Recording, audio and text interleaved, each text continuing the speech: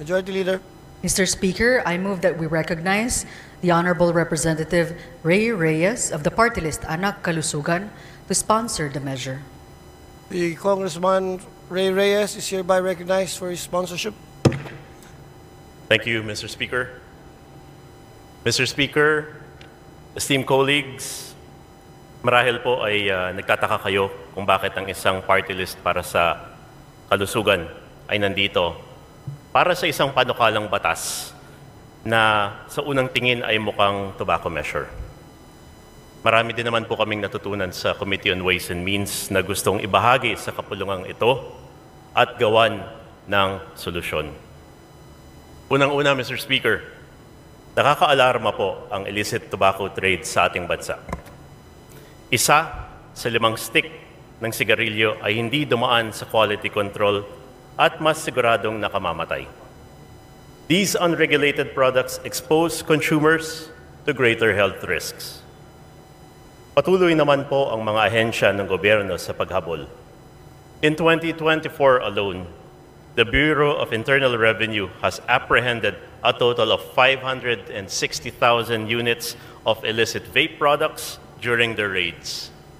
Meanwhile, the Bureau of Customs was able to seize 5 billion pesos worth of smuggled vape products from January to October of last year. Pangalawa, dahil rin po sa illicit trade, dumarami ang naninigarilyo at nagve-vape. Pero kumukonte ang excise tax collections. Mas binibili po ang mas mura na illegal kaysa sa lehitimong produkto.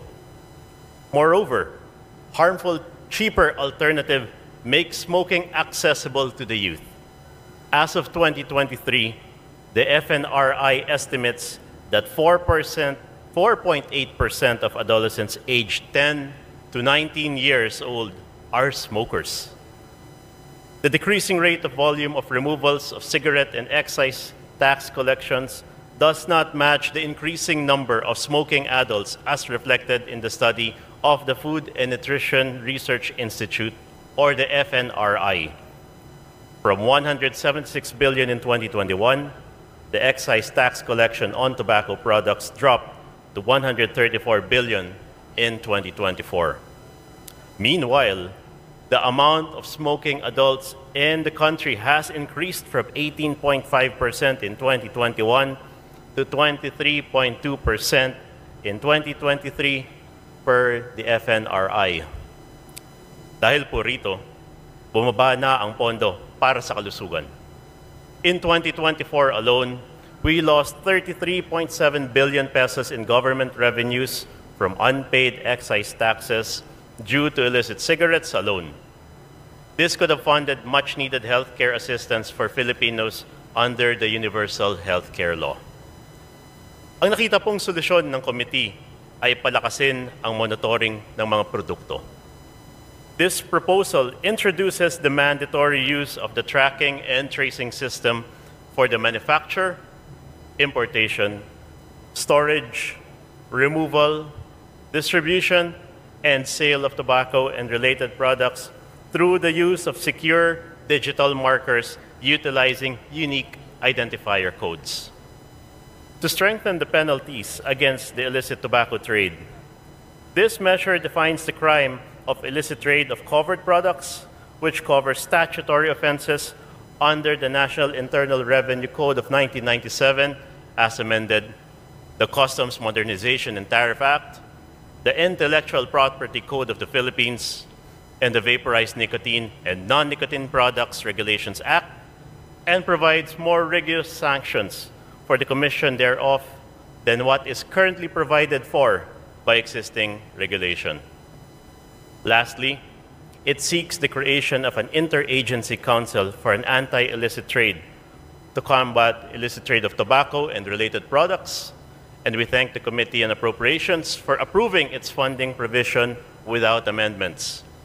We need the synergy of our implementing agencies, hindi lamang BIR at BOC, if our ultimate goal is to eliminate illicit trade.